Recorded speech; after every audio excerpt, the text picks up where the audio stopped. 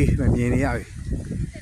ရပြီနော်ဒီမှာကွန်းသီးပင်တွေအများကြီးပဲတောင်တန်းတွေရောရှိတယ်ကွန်းသီးပင်တွေကွန်းသီးနဲ့အုံသီးနဲ့တော်တော် site ဒီရက်ဘက်က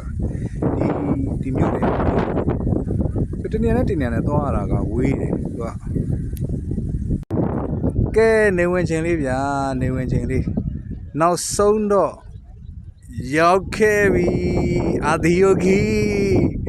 ဒီနေ့ကျွန်တော်ခက်လာတာဗျာအာဒီယိုဂီကိုရောက်ဖို့အတွက်မနက်ခရေကခုချိန်တမင်းကိုမစားသေးဘူးလင်းနှစ်ဆင့်စီးရတယ်ဘတ်စကားတစ်ဆင့်စီးရတယ်တခါကားတစ်ဆင့်စီးရတယ်တုတ်တစ်ခါစီးရတယ်တော်တော်လေးခက်လာခဲ့ရတယ်ပေါ့နော်တော်တော်လေးလှတဲ့လားတာရမ်းတန်တယ်ဗျာတောင်နေနဲ့ဝန်းရထားတယ်အကုန်လုံးတောင်ပတ်လေးတွေကြည့်ပဲနော်တောင်နေနဲ့ဝန်းရထားတယ်အဲ့ရဲ့အလဲကောင်မှာတာအာဒီယိုဂီအမတန်မှတက်ပယ်တယ်မျက်နှာတော်တယ်နော်ဒီမျက်နှာတော်ကကျွန်တော်ဆွဲဆောင်နေကြတာကြာပါပြီဗျာခုတော့တကယ်ရောက်ခဲ့ပြီရန်ကိုမောပြေသွားတာပဲနော်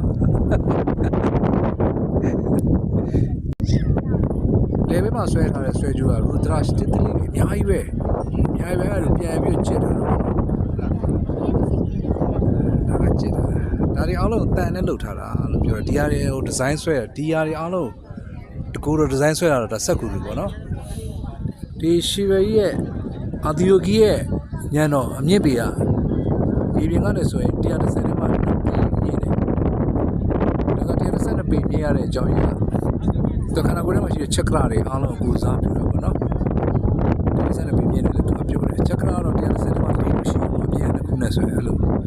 ဒါတွေကတန်နဲ့စောက်တာတန်များတွေကိုဘလိုများစောက်တာလားမသိဘူးနော်ဘလိုများဒီဇိုင်းဆွဲပြီးဘလိုများစောက်တယ်တော့မသိဘူးတန်4000ပြားလေးပဲအများကြီးပဲဆက်တယ်ရက်ဆက်တယ်ခံရတယ်မလွယ်ဘူးတော့အိန္ဒိယနိုင်ငံရဲ့ဒီလက်မှုပညာကတော်တော်ပေါ့နော်ခံရလို့နော်ရက်ဆက်တယ်လေးစလည်းတအားတိုက်တယ်ဒီမှာလေးတော်တော်တိုက်တယ်တောင်တန်းနေနဲ့ကွင်းမြိတ်ဆိုတော့တော်တော်လေးတိုက်တယ်ဒါဘေးတိုက် view ဖြစ်ပါတယ်ဒါကအနောက်ဘက်က view ဖြစ်ပါတယ်